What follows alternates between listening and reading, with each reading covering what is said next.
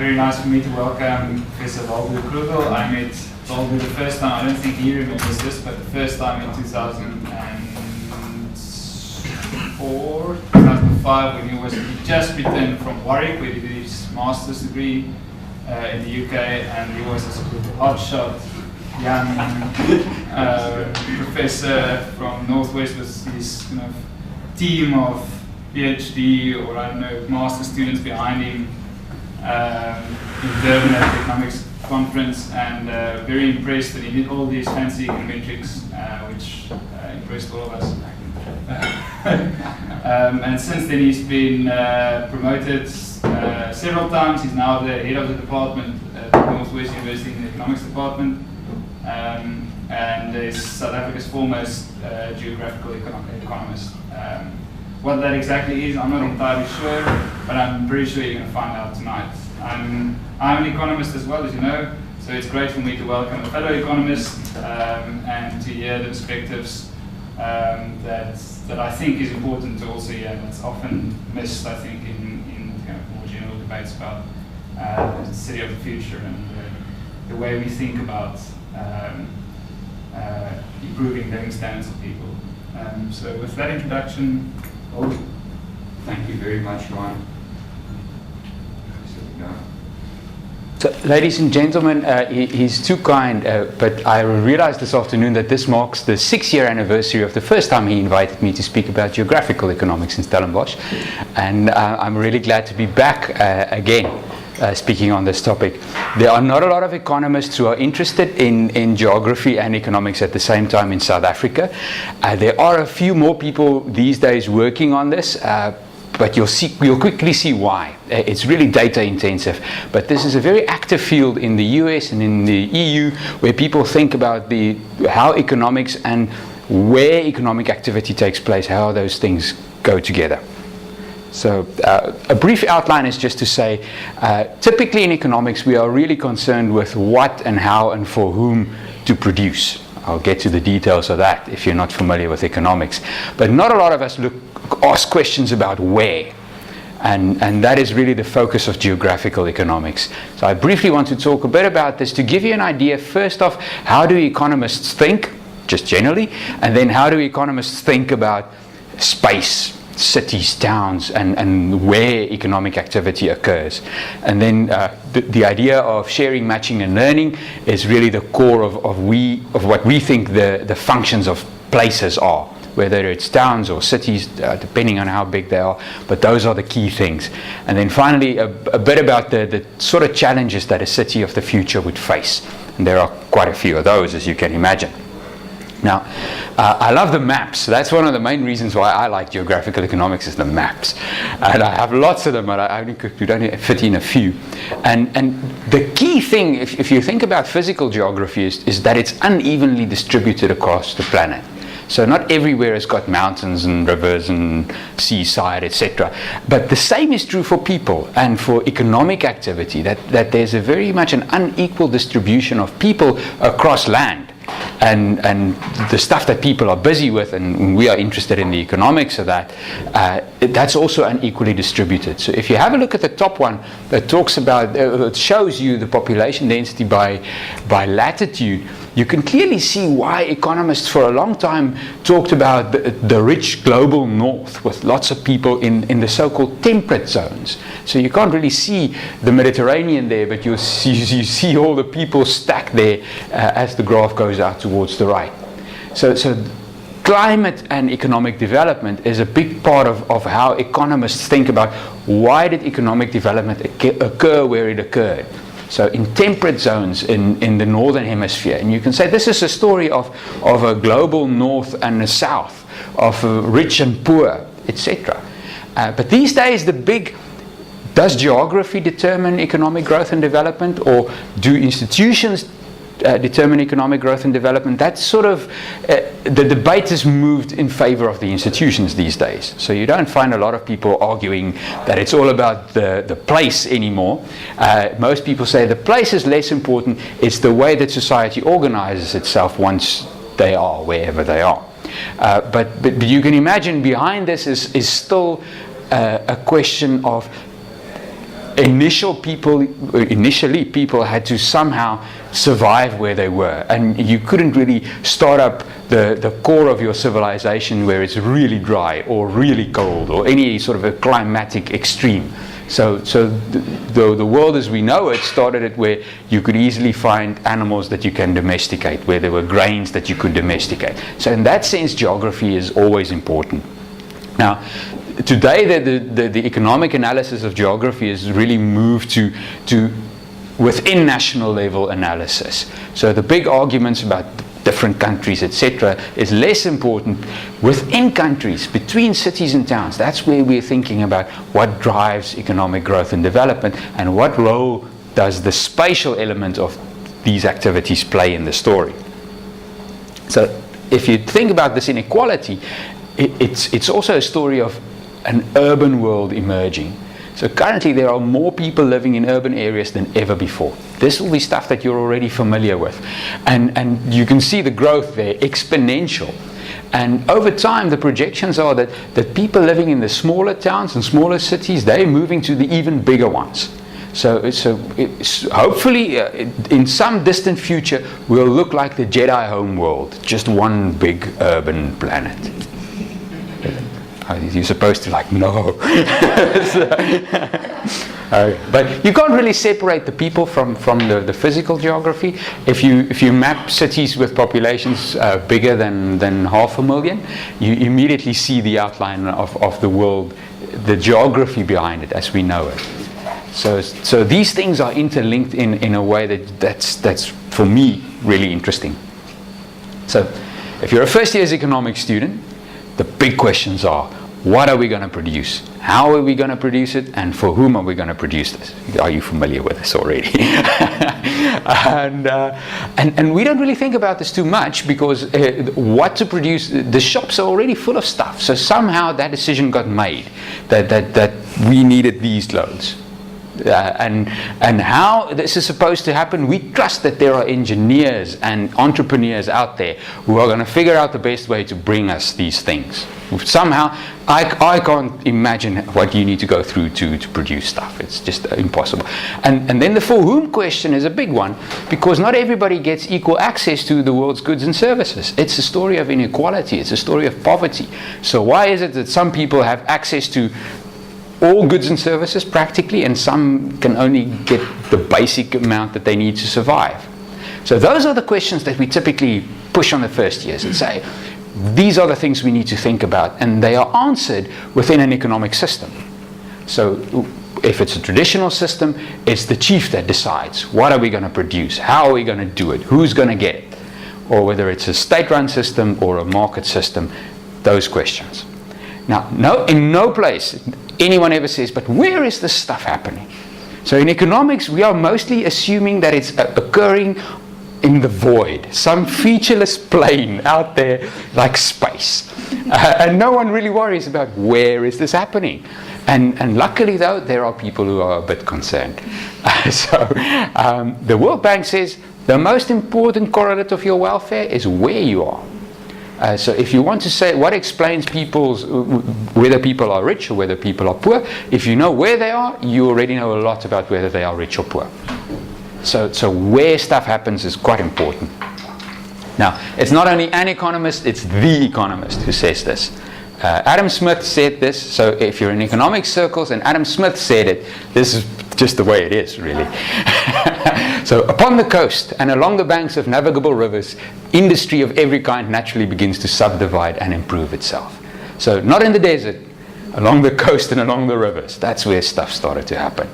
And so from Smith through to Ed Glaser, who today is probably the preeminent urban economist, this is the sort of story that we make, that where things happen is actually important.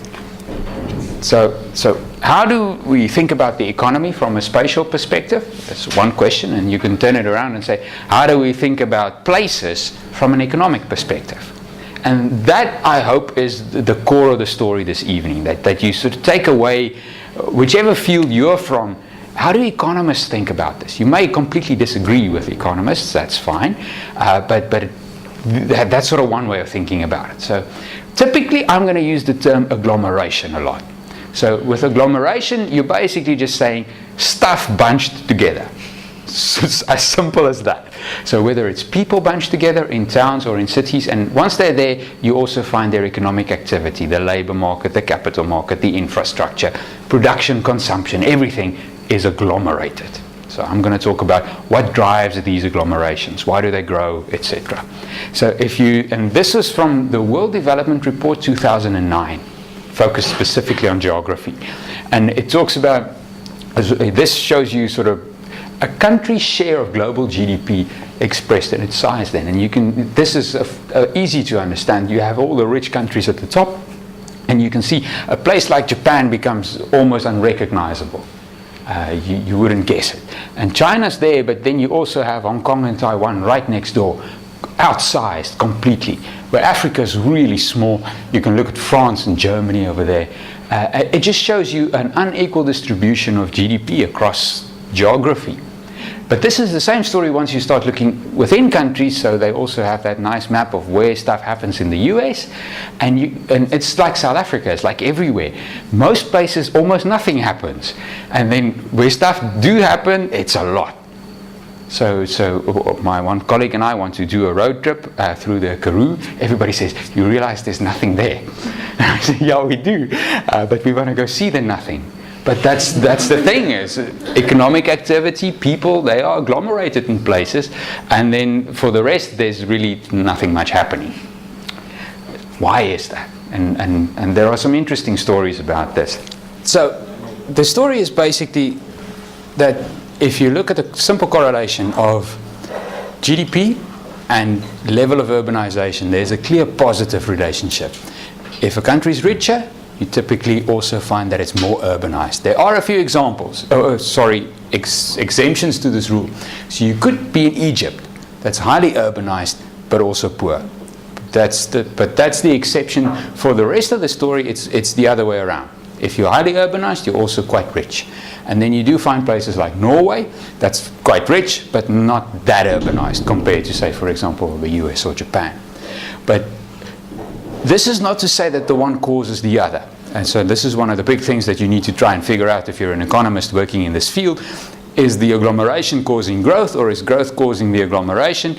And the consensus is it's cumulative. It's the one causing the other, and they're basically feeding into one another all the time.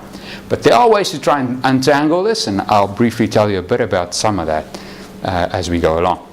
So the stylized facts, according to the World Bank, is first off that economic production is concentrated.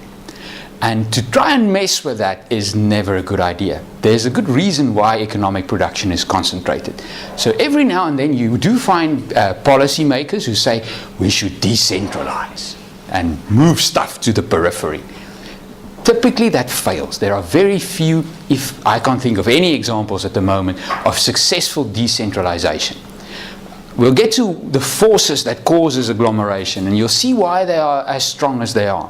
So to work against those forces is really tough, and the cases where governments try that, they typically lean against the wind with taxpayers' money, which ends up getting wasted. So the moment that you hear an idea is for we should bring industrial development to the extreme northern capes of the Northern Cape, or something like that, that's never going to work. Okay, well, I'll tell you why. I'll give a couple of examples of that on a small scale. I know in Durban they've really tried to decentralize.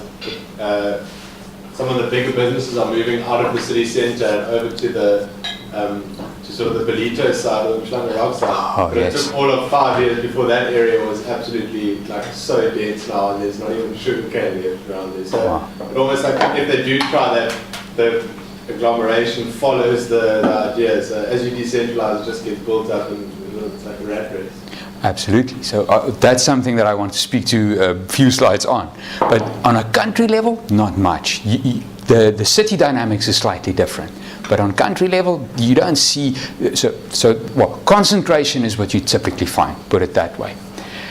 If you think about sort of long-run economic development, what you find is that there's initially a divergence between the urban and the rural areas. Urban areas grow rich, and the rural areas get left behind. Now, economists have loads of theories talking about this. So back to guys like Arthur Lewis, who said, why do people move to cities? So they move for job opportunities, they move for better paying jobs, they move for the lights of the city, all those different types of reasons. And then geographical economics comes along and adds explanations to that, which I'm getting to in a moment. But this doesn't mean that the periphery or the rural areas are doomed to poverty. As development goes along and you become a rich, developed country, those rural areas also receive some of the spillovers of the growth generated in the agglomeration. So if you travel through rural France or rural Germany, you don't find poor people living in huts and scraping a living off the land. They are all rich already. But it didn't used to be like that. There was a stage when there was a divergence where the way to get rich was to move to the city, and that was really it.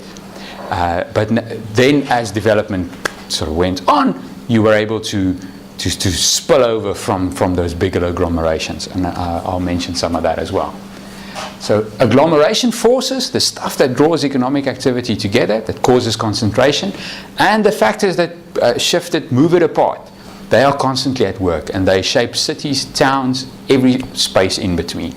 So you can't get away from those. People typically migrate to greater density. If you're already quite rich, learned, and successful, you might say, I will become the accountant of this small little town and I will grow rich from the farmers or something like that. But that's not really a strategy that everyone else can also follow. And so I'm going to rusticate myself to rural areas and become successful. If you're really serious about being successful, you need to move to that next level. So if you're studying in Potch, you need to go to Pretoria. If you're already in Pretoria, you probably need to go bigger than that. So I'll get to the reasons why.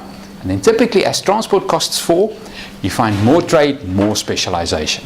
And this is linked to the story of internal economies that I'm getting to in a moment. So these facts are what you typically see if you have a look at people, places, development across the world. Of course there are exceptions here and there. It is simplified to the extreme. But these are what you would observe if you sort of have a look at Earth from space and say, what's happening with people and places? The transport cost, is it for people or goods? Mainly for goods. Well, maybe I should, as a little sidetrack, say the classic model in this field has a big assumption about transport costs. That transport cost, when it's, the choice of firms is they can decide where they want to locate. If you're opening up a firm, you can either locate close to your resources or close to your market. That's sort of the story. And when transport costs are high, you typically need to be closer to the resources because they are more expensive to move, and then you sort of ship your goods to your customers. But as transport costs go down, it's better to be closer to the customer. So the model has a sort of a breaking point where when transport costs fall below a certain point, it becomes sensible to move as much economic activity as you can to a single spot and then just ship from there. So it's a stylized mathematical story, but it tells a basic principle. You can either have a small or a large number of small factories scattered wherever the people are, or you can say, we'll put one big factory up and then just sell the goods to where the people are. But you can only do that once transport costs falls to a certain limit. Of course, this depends. There are quite nice historical examples of this. Johan mentioned this afternoon, when you look at steam power and steam-powered ships, it makes the difference in globalization and price convergence in the 1800s, 1900s, 1860s. So the transport cost is the key there. Right. So there's some interesting work on this. Okay, so now we know that there are agglomerations, you know all the stylized facts, etc. What causes this? So you can say it's down to first nature geography. So basically coastlines, mountains, rivers, that determines where economic activity happens, where people settle and where they produce and consume. There's some interesting work on this sort of story, and these guys, Michaels and Rauch, they look at the location of Roman settlements in what is today France and England. And they say, well, typically if you're a Roman, you would have gone for fresh water or something that you can defend. When you decide where you're going to settle, it's sort of determined by your armies marching around. So that's one thing that you take into account. And then you need water, and you need to either be on a hill or in the middle of a marsh or some place like that you can sensibly defend if someone else disagrees with you being there. And then after a while, of course, the Romans were beaten and whatever were left of them left. And then they go and they say, what happened to these towns? And they find that in the case of France, they were particularly persistent. So when the Romans settled Paris basically remained where it was. Didn't change much in terms of where the modern day Paris ended up being. In the case of England, the towns moved. Well, the people moved, and obviously then the towns moved along with them. But now it's not really towns at this stage, it's just like villages. And what they say is that you can have geographical advantages explaining location, but these fundamentals become more or less important over time, and the stuff that influences this is mainly transport technology. So after the Romans, you had a big improvement in sailing technology. So more stuff got moved on water. And that's why the English towns moved closer to the coast and closer to the rivers. In the case of France, they don't have the same sort of coastal access and the same sort of rivers, so the towns really stayed on the roads that the Romans initially picked. So yes, first nature geography is important, but it's not the only thing. Other stuff tends to influence it and work in interaction with it, and that's what's quite interesting. There are many of these interesting papers. A guy that both Johan and I know, Martin Bosker, he's sort of in the fields of history, geography, international trade, all mixed up together. So he looks at cities in the Arab world and medieval Europe and what then later became modern Europe, and asks, why did the cities of the Arab world decline? They were really big in 800 and in 1000 after Christ. So why did they shrink and disappear? Of course, there are many different reasons for this, so you can't just pin it on one thing. But they say it's down to transport technology. So if you have a desert, you have to use camels to move stuff. But you can't really improve the technology of camels all that much.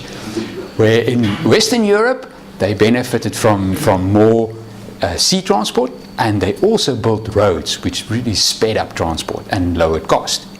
So probably by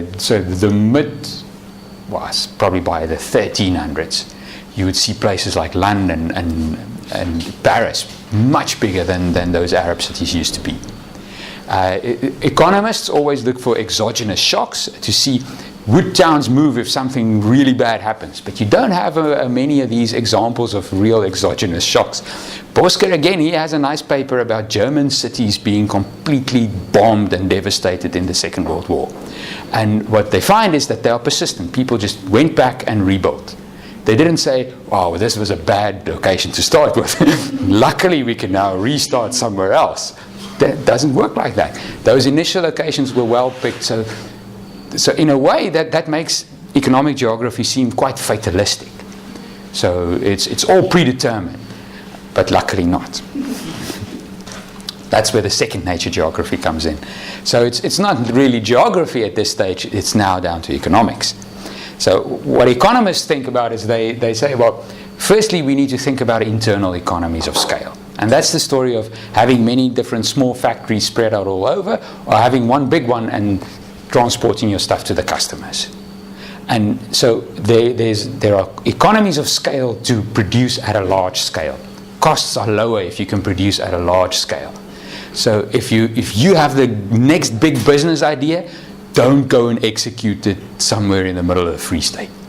Take it to Cape Town, take it to Gauteng. That's where you want to be, where you can there produce at large scale and then sell to your customers wherever they are, if transport costs are low enough. Today, that's really not as big a story, but if you look at development over time, reductions in transport costs really benefits the idea of getting your internal economies and getting those cost reductions.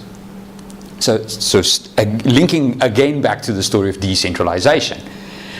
If you're decentralizing, you're basically undermining this one key feature of the nature of production, is that production works better if it's big.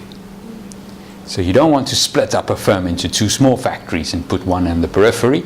You want one big one where all the action is. That lowers cost.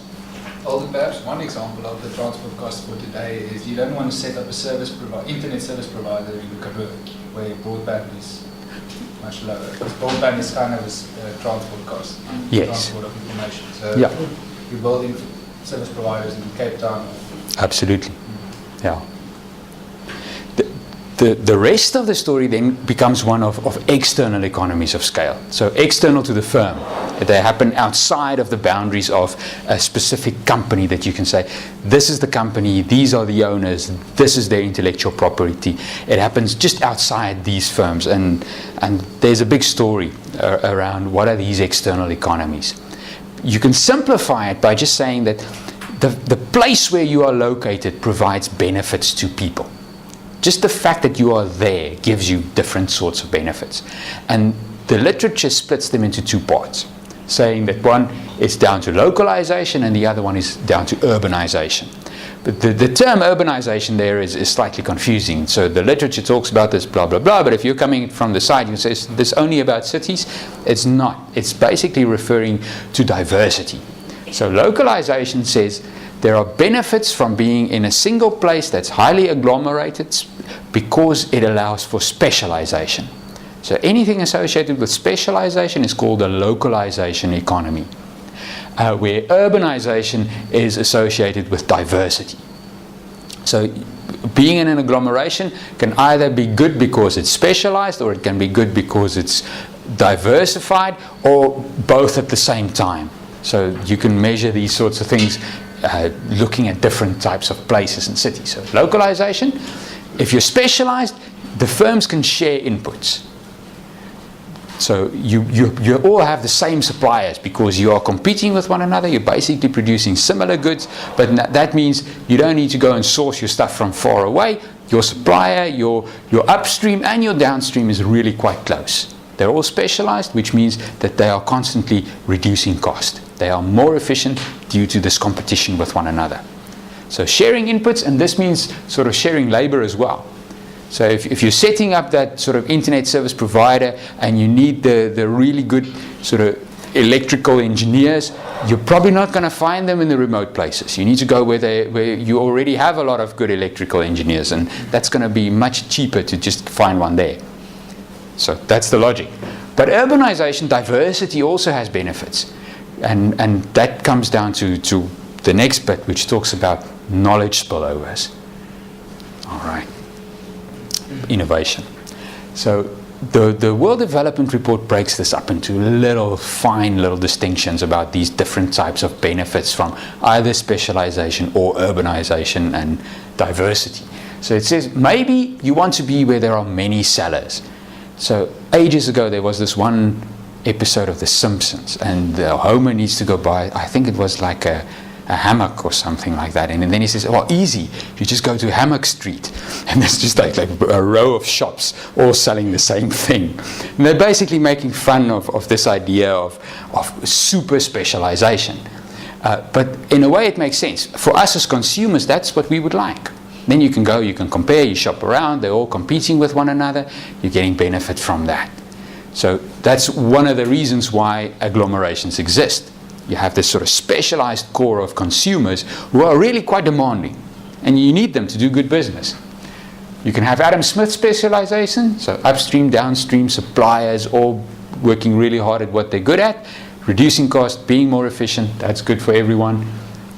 Marshall talked about labor pooling. So you have he talked about a thick pool of labor. So in this pool of labor, you easily find the accountant, the engineer, the web designer, whoever you're looking for, because they're already around. And well, see, I'm from a small town, which is quite ironic since I love these sort of urban issues, cities. I imagine in Cape Town, you can't sort of swing a cat without getting a web designer or a graphic designer or someone sort of designing stuff. So if you want to go that route, you don't do it from Potch, you do it from Cape Town. And then they're sort of learning by doing. The fact that these firms are specialized, they're all in the same place, means that they're constantly learning from one another. Even if it's as simple as just poaching the other guy's staff. And there's a nice example of this about the Bangladesh garment industry. Initially, different firms from the East, Koreans, for example, and Chinese firms, they located in Bangladesh as a way to not pay tariffs in the US. So they just put a few things together in Bangladesh, and then they sold it off to the US, jumping a tariff barrier. But all the time, the people from Bangladesh were learning. And soon they just sort of opened up their own factories. And so I now know how this works. Boom. And that's sort of learning by doing. On the diversity side, one of the big names you'll see in urban economics is Jane Jacobs. She always gets a mention when you talk about urban economics, and she says diversity of things done locally means that you're basically observing all the time. You're adapting ideas because you've got all these different people thrown together, like yourselves, and you're learning from them, and that drives growth. You want to be closer to that. There's a labor pooling argument for diversity as well. So you don't want to work with the same people who studied at the same place who think exactly the same as you. You're not learning anything. Adam Smith also talked about division of labor. So that's just specialization, but now across a diversified field that you can also say is a driver of agglomeration. Roma talked about endogenous growth, so large market, greater profits, higher wages, attracts more people, larger market, and it just keeps going. And then finally you find sort of pure agglomeration. The fact that once you have all those taxpayers together, you can easily fund infrastructure that you can't do where people are dispersed. And that really is also a driver of agglomeration. So you can see if you want to tackle this as an economist, say I'm going to do the empirics, I'm going to study this stuff, there's a lot of things to take into account. You need to try and narrow it down, find some data, but there are quite nice examples of this. The US specifically, and some in the Europe as well. So a US example, combined with Europe, basically looked at the size of the 50 largest metropolitan areas in the US and compared that to the European equivalents. And the European cities are typically much smaller.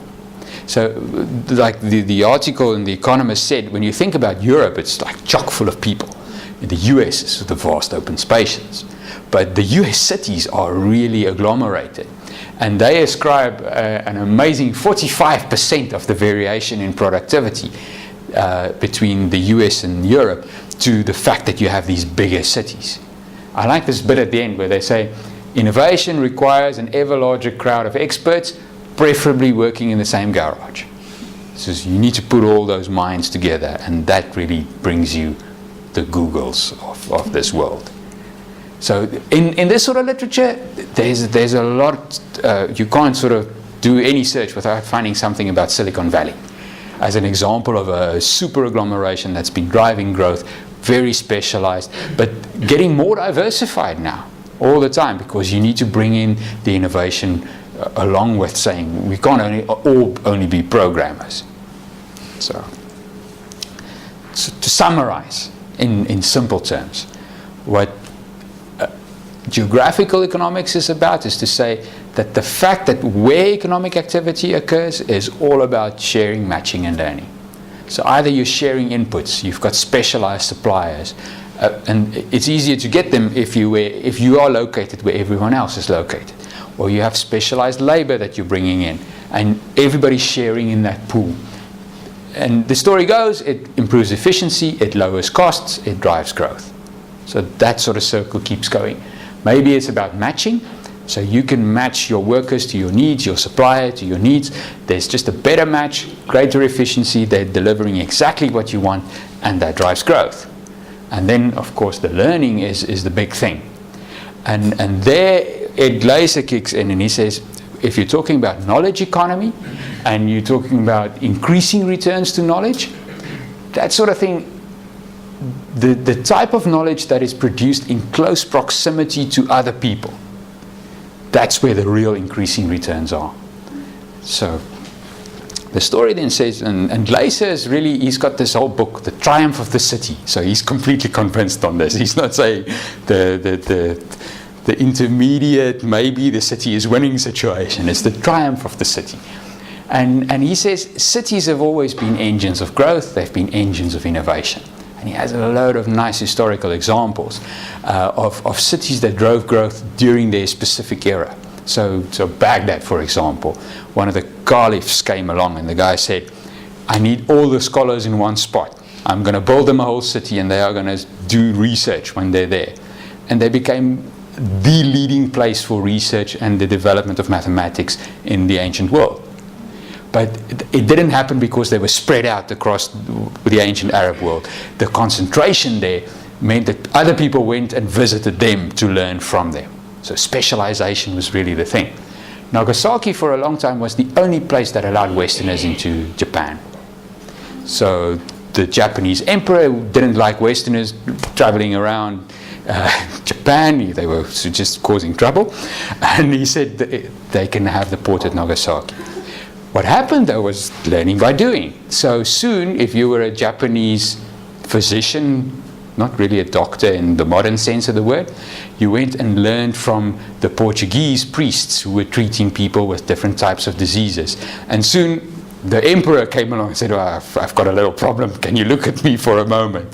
So they learned from Western culture. So simple things like, today simple things, like clocks, timekeeping, navigation, they basically learned from Western people located at Nagasaki for a while. Again, sort of learning by doing, specialization type of story. And it goes on. Bangalore today is in the software outsourcing business process sort of world. So there are many of these different examples. But Gleiser's main point is he says that people are telling him maybe this is not relevant anymore because of communication technology. You can work from anywhere. Why do you need to be in Cape Town and pay like $30 for coffee? It's not necessary. And his argument is that it's even more necessary now than ever. So he says, yes, technology killed distance. Distance is not as big a thing as it used to be. And I've got a nice other map that I'll have to share with you somehow that nicely shows that distance is not linear. It's got these little colored circles, travel times from London in, I don't know, 1810 or something. And then you can see it takes you 5 weeks to get to Cape Town, something like that. To get to the Karoo, it's like another 40 days. Even though distance-wise it's not that much different, but at that stage you switch to walking or a horse or oxen. So it shows that places that are really close, relatively speaking, there are parts of Turkey that's much closer to London than the Karoo is, that's as inaccessible.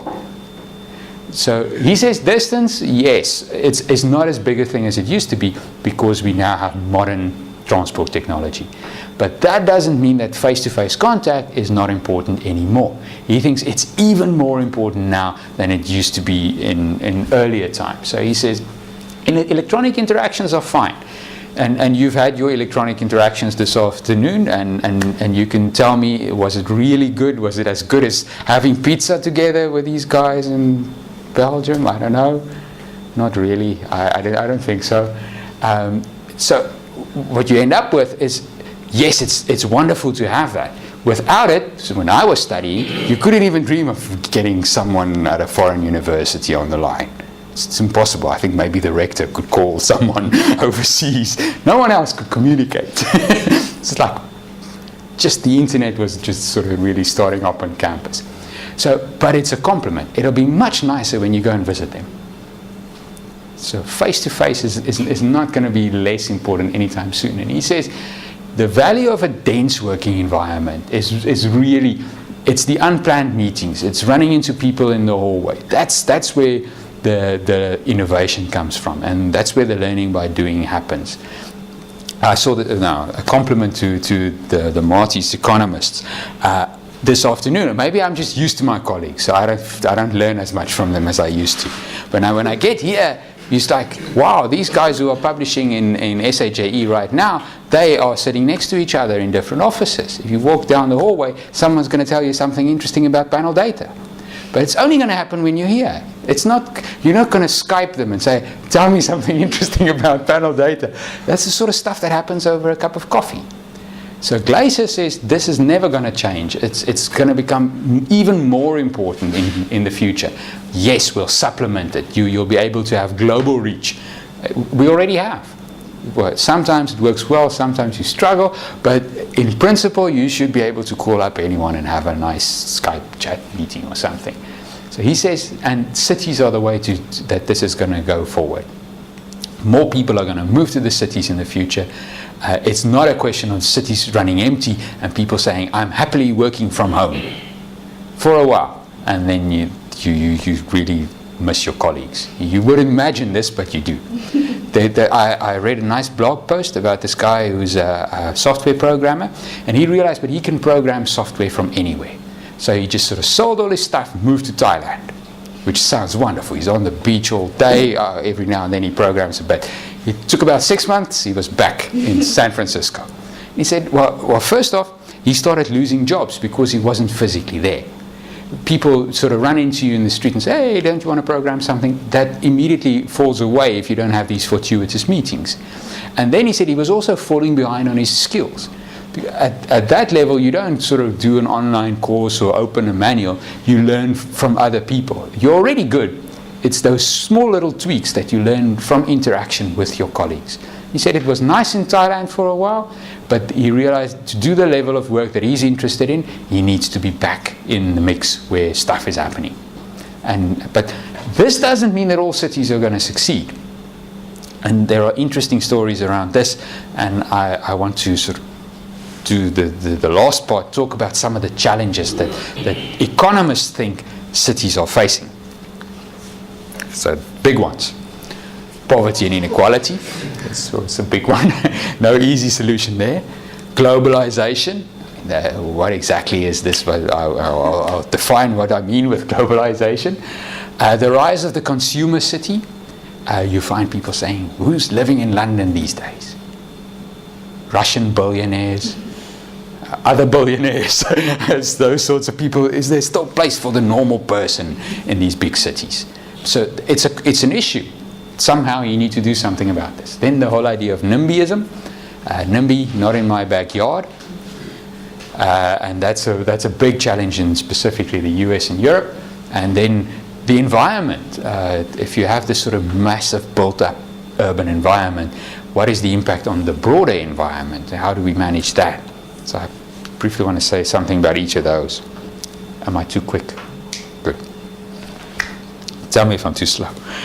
So economists' view of this is that when you look at cities and you find there are poor people in cities, you shouldn't be too sorry for them. They came there because it was better than where they were before they moved to the city. Which is not to say that we should just leave them and say, oh, well, obviously you're fine now. You just go ahead and live in the city. But cities attract poor people because they think there are opportunities there. And there are opportunities there. But it's not as straightforward as just to say, move to the city, problem solved. There are sort of practical issues to say, how do we address a spatial mismatch? So people have jumped over the mismatch where they can't find any work in the Eastern Cape. At least they are now in Cape Town. That helps. But now within Cape Town, there's also a spatial mismatch. So that's something that you need to address. But that's from a planning perspective. To say, can we have affordable public transport that would bring these people to the jobs that are available? Don't bring the jobs to them. The jobs are going to sort themselves out. The companies are going to locate where they have those internal and those external economies of scale. Make the people mobile. But this is one of the big challenges, and this is an extreme statement, bear with me, the biggest mess made by the apartheid government. There are big messes, but the fact that you have now completely messed up spatial planning forever is difficult to turn around. So now you have poor people living at the periphery of the country and at the periphery of the cities. It's not something that you can change in 10 years or 20 years or something along those lines. It's a legacy that's going to be with you for ages. The way around it is to pour as much money as you can into transport infrastructure in a smart way, not more roads. But that's one part of it. So let me stop there for a moment. The consequence of this is that you find cities characterized by inequality. Because the poor people move there, but they're not rich yet. Maybe they'll never be rich, but they are there for opportunity. And then the rich people are already there. And they are growing richer. So that's a tension that needs to be somehow governed. And that's a challenge that's difficult to solve. There's no easy solutions. Oh, the city is going to redistribute. That's really tricky. So before I get to whether the city should redistribute, Glaser has a whole story about that you shouldn't throw money at places. You should throw money at people. And then the people can decide where they want to go. So he said when Hurricane Katrina basically destroyed New Orleans, they shouldn't have put money into rebuilding New Orleans. So they spent something like the equivalent of $400,000 per person rebuilding a big chunk of New Orleans. He says, rather give the people the money. Say, you lost your home, you lost your job, here's $400,000. Go to college, move to Chicago, whatever. Decide. Now you're locking them into what wasn't such a great life to start with. New Orleans, he argues, basically lost its economic rationale when the port closed up in the early 19-somethings. It wasn't an active port anymore. So lots of people living there, services, light manufacturing, etc. But you can't say, we'll reopen the port and it's going to be a hub for the state. It's never going to happen. But now you've given people their houses back. They can't leave now because they've got this house that the government gave them. They can't just say, well, now I'm going to go off and find opportunity in Austin or wherever, Seattle. They can't because they've got this one nice asset now. If everybody decides to leave at the same time, house prices just collapses.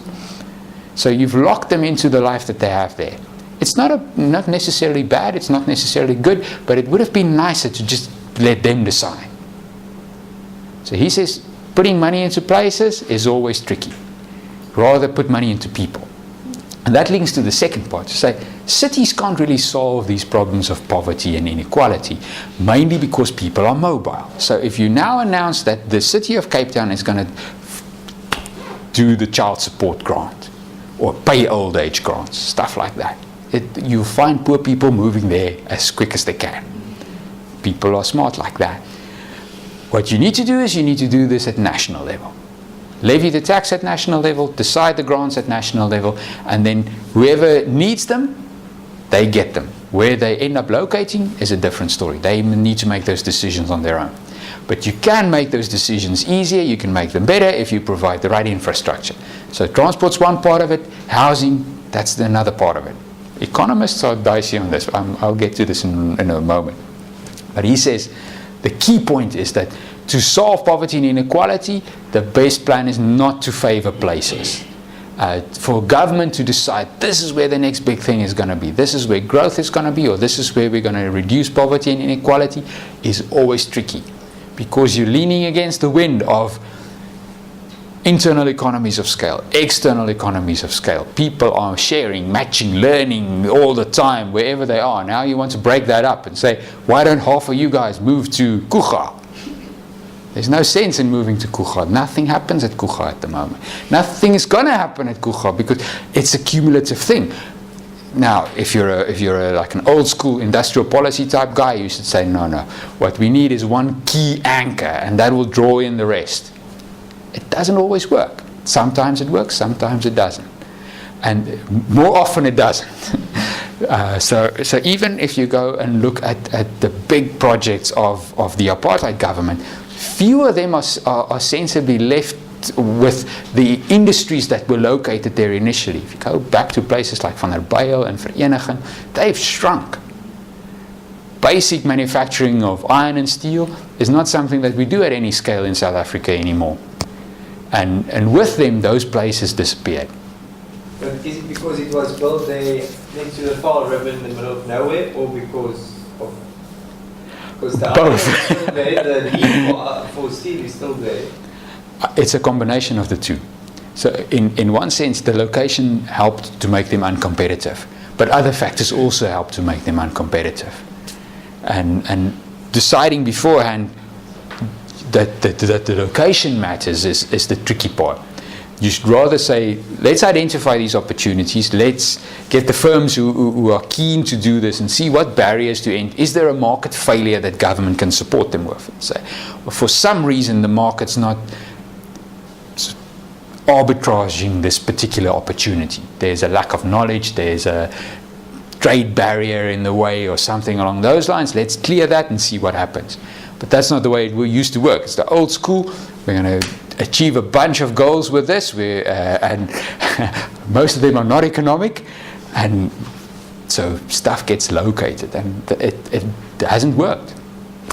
Just for interest's sake, Yeah, I'm please. not sure of all of the facts, but I understand that I think it was China, I think we discussed it before, where they built a whole town somewhere. Does anyone know the facts? Nigeria. Nigeria. The guys in Nigeria. They built a whole floating town. No, not the floating town, where they built a whole city, but there's no people there yet, but they... Luanda, Angola. Yeah, so what do you think about that? Because then that's obviously very much focused on the place and not people. Yeah, it's never going to be vibrant. You should check those photos on the internet. It looks like a Chinese city. It's like the same architecture, but it's in the bush. It's quite interesting to see the contrast. But they never asked people, is it viable to live here? There's no one living there because there are no jobs. Kids get bused to the school. There's no sharing, matching learning happening. It's just them saying, we had a contract, we need to put up a city somewhere. This is a good spot. That's the worst way to do it. In a way, it works in China because there are just so many people leaving rural areas coming to urban areas. You might have to put up a city anywhere. It'll get filled up soon. But yeah, I think in China, the one example that really messes with the rest of my nice theories is the Shenzhen Spatial Economic Zone. So that's the one example of government picking a spot. They picked a good spot, so it's sort of just across from Hong Kong. It's on the river. There were already some good economic activity happening, and then they said, let's try out all the liberalization policies that we want to implement in the country, but we're only going to do it here. But maybe it's not the location that actually mattered or the agglomeration that followed. It was the fact that they had different institutions in the special economic zone, the sort of things that really encourage innovation and entrepreneurship. Those were the driving factors, not the fact that they were on that river. But the problem is policymakers from all over the rest of the world travel there. They see those pictures on the internet with like Shenzhen, nothing. Shenzhen today, skyscrapers, neon lights, and they think, this could be cool. We should just go and do it. And there's this one map that I have that marks all the places that have been announced as the next Silicon Valley. It's like all over the world, people are saying, this is the next Silicon Valley. You think, wow, none of them have happened yet. But that's what policymakers are drawn to this, and in a way it makes sense. I would also like it if I'm a policymaker. It's a big project, it's flashy, it looks like you're doing stuff. If it works, it's brilliant. If it doesn't work, you're out of office anyway, because these things take 30, 40 years to work or not work. So the incentives are really stacked for doing big things. Where often it's best just to get out of the way of the private sector and let them do the big things. Let the policymakers not decide these are the good places or these are the industries that we want to encourage. The market will figure it out. You just need to figure out, is there something in the way of the market? Then try and clear that. But of course, this is a very sort of neoclassical perspective. Johan. I want to ask something that you might not agree with, or I would like to hear your perspective. So if we leave everything to the market in Stellenbosch, we'd see a rise of gated communities into infinity. Yes. Even though that's not necessarily the future we want to see. Yeah. So how does policymakers react to that? It brings me to my next slide. My next slide. So I'll keep that over.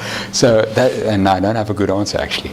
So well, just on a side note, another challenge of that cities face is that to get sharing, matching learning, it's best if you also have lots of diversity, and that means different people from different places. And there's some nice research showing that it's basically communities from different countries who start up trade with those countries, and so just foreigners can play a really crucial role in investing in trade, in the sort of skills that they bring to your cities, and you need them, which sort of makes this the whole xenophobic situation we're facing at the moment really worrying.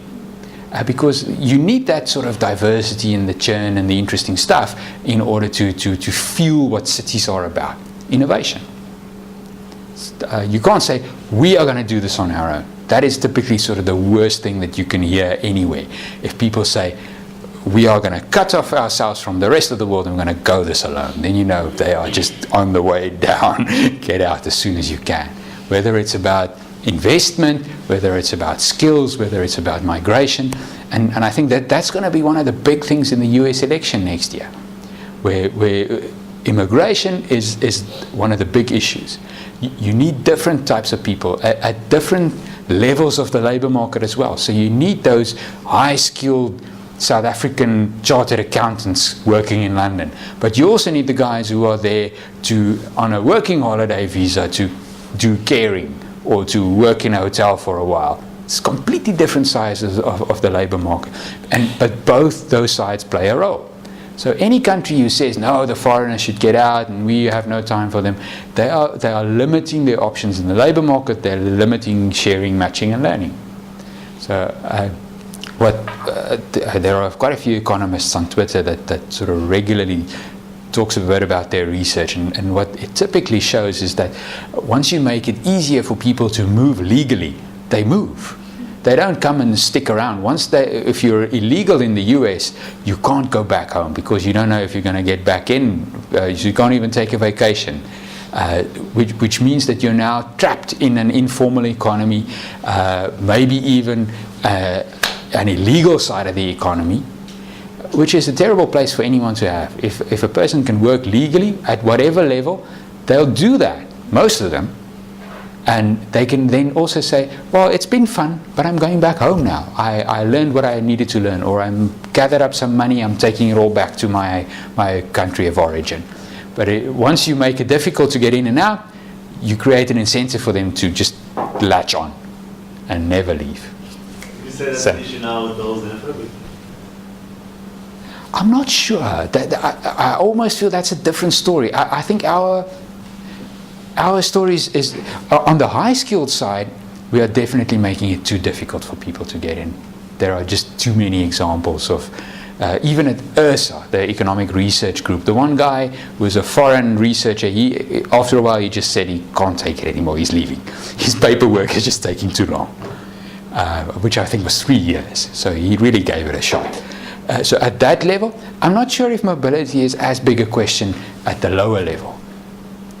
I don't know whether there's something completely different behind what we are seeing in South Africa. Well, I'm an economic geographer, I won't speak to anything else.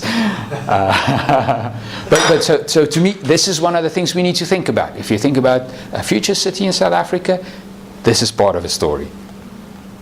Which brings us to the consumer city. And it's a problem everywhere. And I think Stellenbosch is like a microcosm in the extreme of that sort of problem. But you find the same problems you find in those Russian billionaires in London. You have the same problems in New York. And in a way, well, there are two stories. You have the super rich, and they are sort of just consuming away. And of course, you get some of those benefits of innovation and sharing, matching, learning, but it's better to have that diversity, the Jane Jacobs story of spillovers in diversity. Now, to make policy to try and work with that is tricky. If you leave it to the market, you need to leave it to some sort of price mechanism, where the rich is always going to win that story, so that's difficult to solve. Where what happens in practice then is that you end up with some sort of land use policy that you zone land for different levels of development and different types of accommodation, and you get the developers to then build according to those regulations. Economists have not had much to say about this. So mainly this is the world of town and regional planners. And they've got their own sets of theories. They've got nice models, hub and spoke and all sort of different things. But the key is that you're messing with the markets. So what economists have said is, if you look at places where you have rent control, there are always issues with enforcing the rent control. And people trying to still live in their grandmother's apartment years after she's left for the retirement home because it's a rent-controlled apartment. I think there are numerous episodes of Seinfeld on this on this topic of getting into the right building where there's rent control. But in a way, I can see the need for that. If your aim is diversity and innovation, you can't have these pockets of super rich and then at a distance everyone else. If you want to leave it to the market, the other way to integrate it is to say you want to try and make the commute as easy as possible. That's the people who are coming in from further afield to do whatever jobs, get there at low cost and nice convenience. I'll show you a little map of London in a moment. But economists are really cagey on the idea of messing with the market. But I can see why you need to mess with the market. Sort of links to this idea of the role of the creative class. So it's a Richard Florida idea. He's like a US urban economist, celebrity guy who wrote this book about the creative class, and he says they are the ones that really drive growth and innovation in US cities. So you don't find the big company towns, the industrial towns, they've all sort of shrunk away, but the places that were able to attract the creative class, they were able to grow again and do well. So the creative class, he's got a range of different things on that, but it's people working in knowledge industries who do service sector type of things, whether it's auditing or graphic design, but that's what he's aiming for. And if you think about it in terms of urban regeneration, you want them to resettle those inner city areas that's sort of in decay, but these are young people, they're less scared of crime, they don't need big houses, they don't want to have big dogs and big cars and stuff like that. They're all urban, and they can go live in places where people with families would rather not. And that adds to urban regeneration. So there's a whole literature on how do you facilitate this? Can you draw them in different ways, etc. So you see some of this. There's a nice article in The Guardian that talks about this book, The Flat White Economy, that says the hipsters of the east side of London. So he says the whole story is that people mock them with their beards and their single gear bikes and stuff like that. And so why are they so silly, these hipsters? But they sort of took the place of the yuppie types of the previous era that used to work in the banks and finance before they shrunk away a bit. And the guy says, well, in a way, the hipsters are more sustainable than the finance types ever were. Mainly because they're not spending their money on Porsches and champagne. They crowd together in small little rooms. They share. They don't buy material goods all the time. They're not wasting their money on things as much. They work in these creative industries. They actually have a sort of light environmental footprint with their single fixed gear bikes and stuff like. In a way, they represent a class of urbanite that's going to make cities work in the future. They're not going to be there forever because they're also going to grow up and move on at some stage, but they'll be replaced by the next whatever. But you need to keep them. You can't say, back to the problem of how do you keep them? Because the moment that the finance types find jobs again, they're just going to push up the rents, and the hipsters will have to move to whatever the next neighborhood is. And maybe again there's an argument for messing with the market and saying you need a mix of these. You need investment bankers with hipsters all together in the same mix. Difficult to say. The Ed Glaser point is that he worries that you find these in US cities specifically. Some mayor comes along and he says, I'm going to draw in the creative class by building the Guggenheim. Big museums, big public works, urban regeneration in some kind, or building. I think was it the Chicago case where they built this sort of sky train recently to say people are then going to come to downtown. Ed Glaser says it's only going to work if the basics are also in place. So people are not going to move there if the schools are bad, or the streets are dangerous, or the commute is terrible. So bringing people back, yes, the hipsters are going to play a role, but up to a point. And I think you sort of see that, well, I know the Joburg example more or better in what you see happening in Maboneng. So everybody's going to neighbor goods markets, sipping flat whites, and being very cool. But it's a very specific segment of people. The regular guys who needs to put their kids in school somewhere, they're not there yet. And they're probably never going to be there.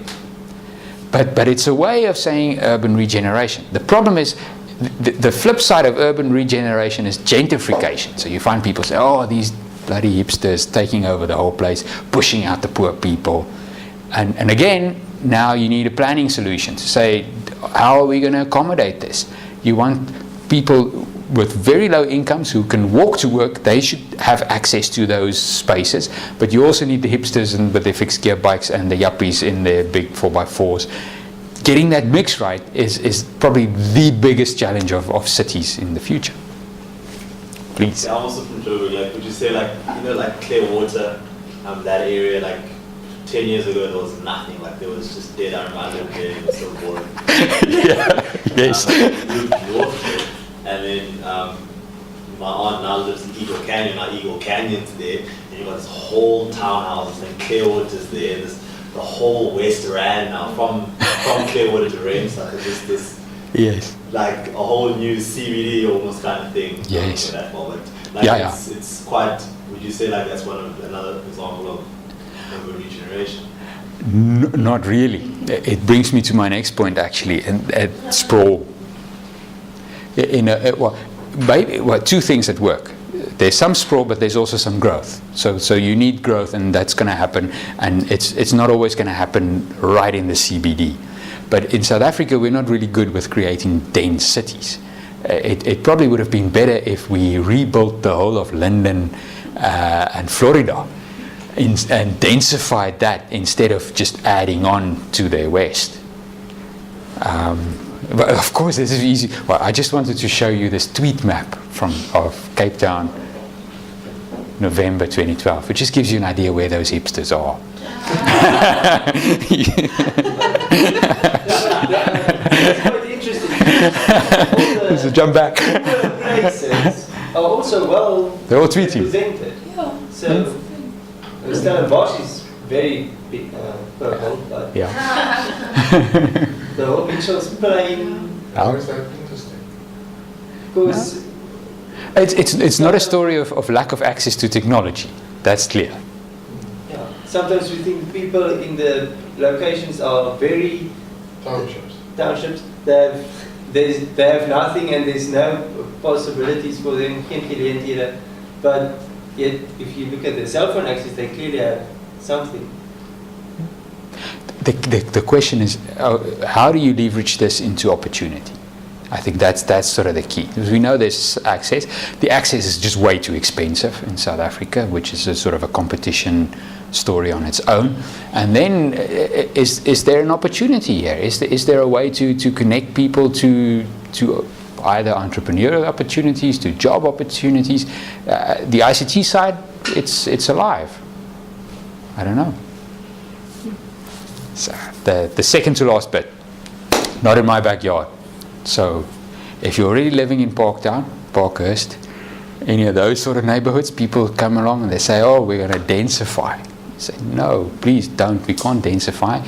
I bought this 5 million rand house because I like leafy suburbs and a big yard, and I have room for my dogs and stuff like that. You don't want a big high-rise building right next to you.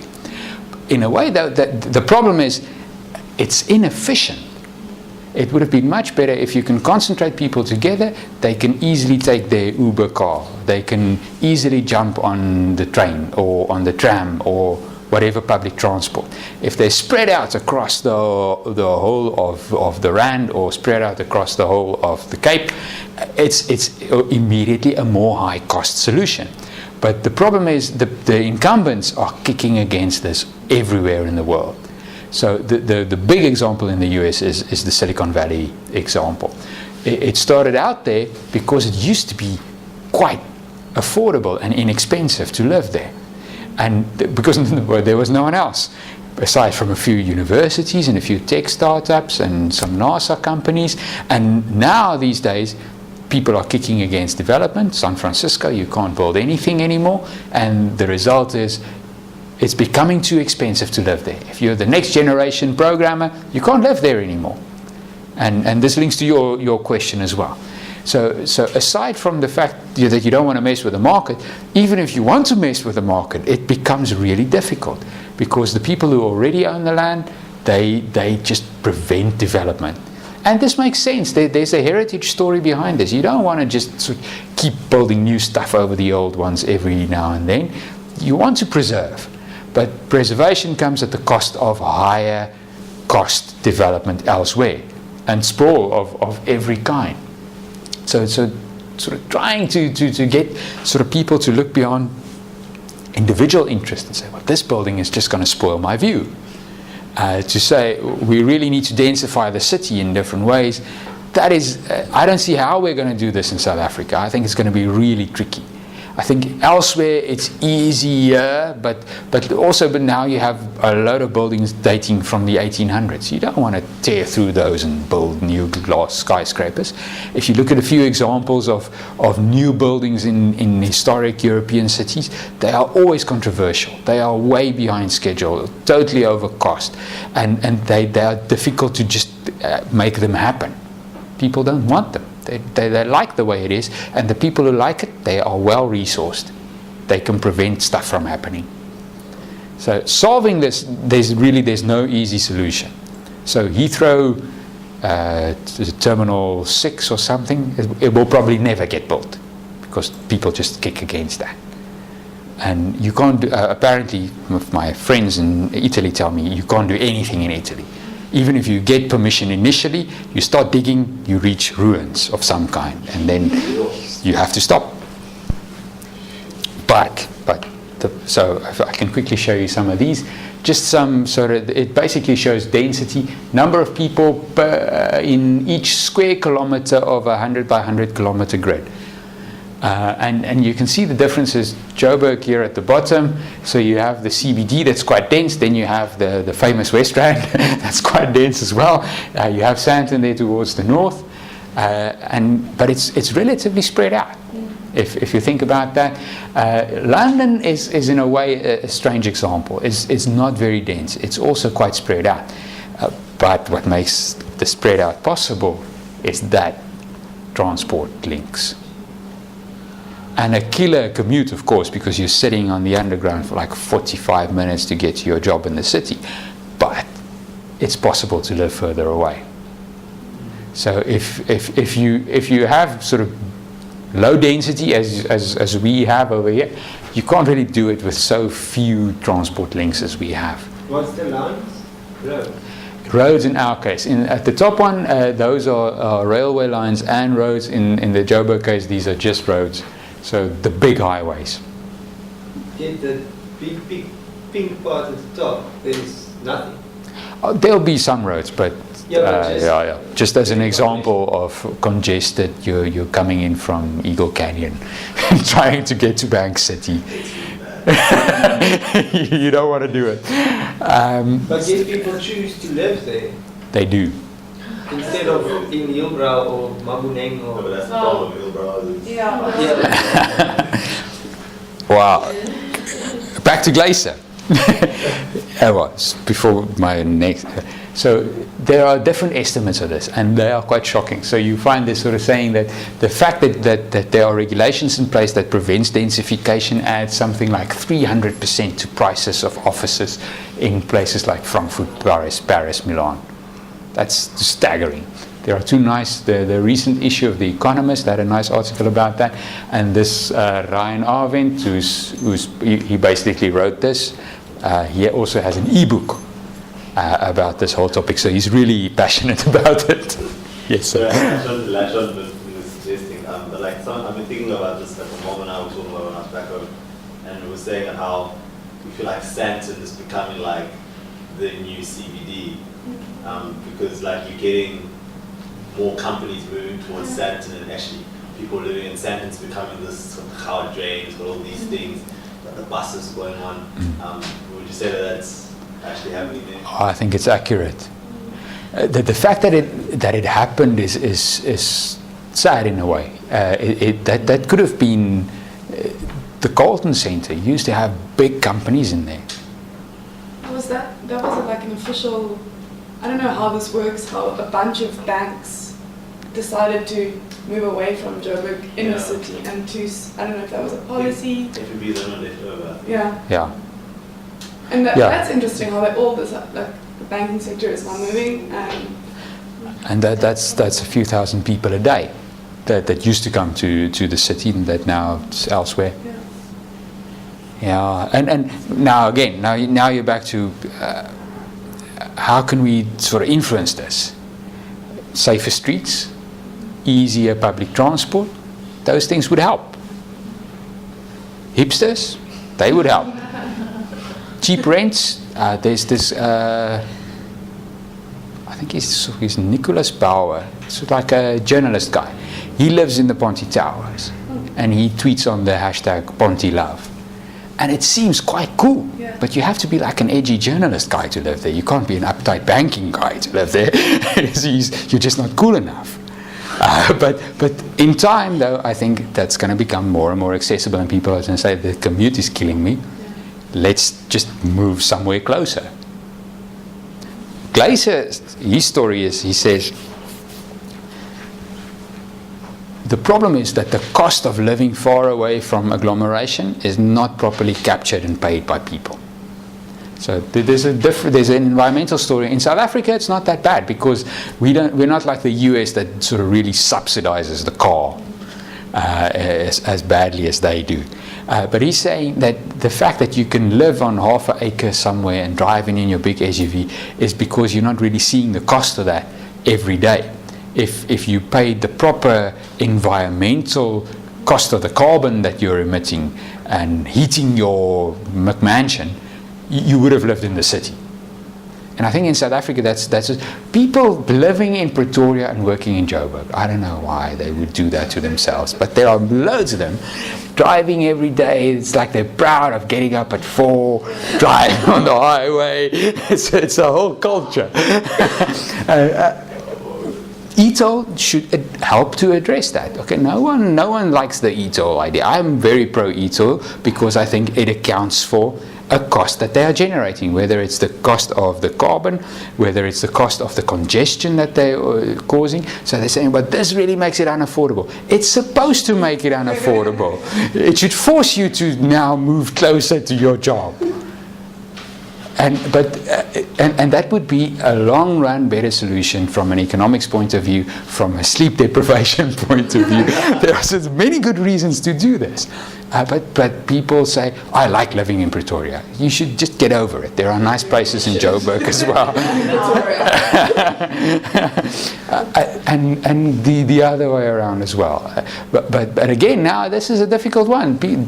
Policymakers, well, they sold this badly. I think we shouldn't say the failure of congestion charging is because people didn't understand it. It's because they didn't realize it was about congestion charging. They think this is a tax revolt, and which it is.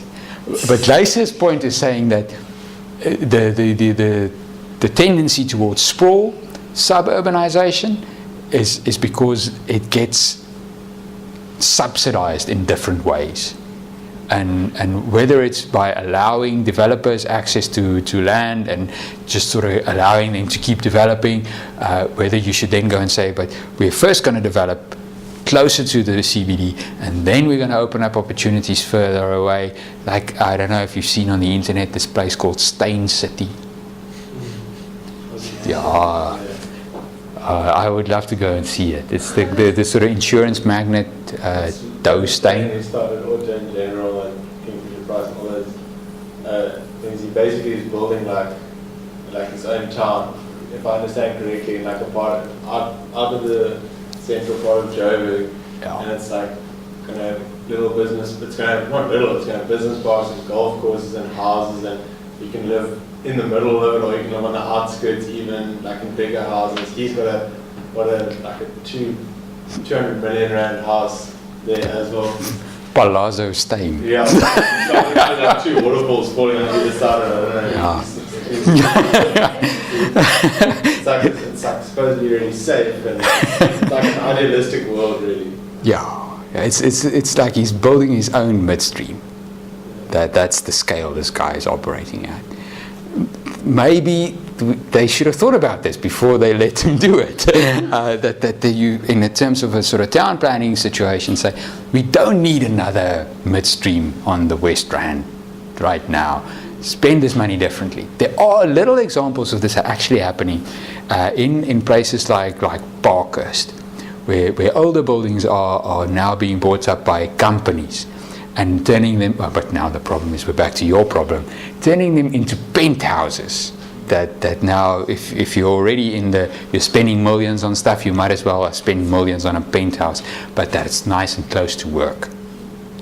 So it's not really solving the problems of everyone else, but it's the rich can now decide whether they want to live in Steyn City or in CBD penthouses. What's your take on like all these, like, for example, like we've seen that most of it's becoming like companies wanting, especially out like main roads, like our roads, main roads, they want to buy, currently 5 companies that have opened up on our road, and you're getting actually companies taking up residential areas to run their company. Yeah, which can be normal, that you can say this is how growth happens, that there's no room left, and that's sort of the next step is to move out to closer to where the people are. There people are going to have a shorter commute, it works for everyone.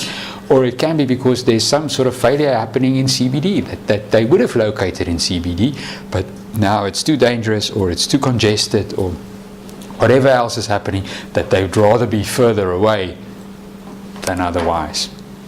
But is that not part of our problem? We have these huge urban areas where no one works. They just drive there every night and sleep there and then wake up at 4 and drive out again. Doesn't even see the sun come up or go down in their own home. It's there. Don't we need more businesses in those areas? Ideally, it would be even better if we can get the people closer to the CBD. That's sort of the optimal solution in a perfect world. In the practical world, the businesses are going to come to them. But this is back to that sort of determinism of economic geography. Once these things are set in motion, they are difficult to turn around. Even if they get carpet bombed, they just rise up again. And I think in South Africa's, I don't want to say culture. Economists shouldn't mention culture. It's not. But I think people don't like sort of living. We're not used to big city living. How many of you guys say, "I'm going to go get myself a nice flat in the CBD"? Cape Town CBD, if you could afford it. Not that for a while maybe, and then you say, I want the big house and the swimming pool and the garden, and that's what we sort of used to. That's how when you've made it, that's where you go. We're like Americans. No one says, where in London you would just sort of stick it out in those high density, extremely concentrated agglomerations, because that's the way you grew up. And now you just look around and say, where are the kids going to play? We need to move. That's just the way we think. To change that's going to be extremely difficult. So, that concludes my story. Economists think cities are really quite important for growth, for innovation, sharing, matching, learning, the whole story. But the issues there are not easy ones to tangle with. From a pure theory perspective, you would say, is there a public goods issue?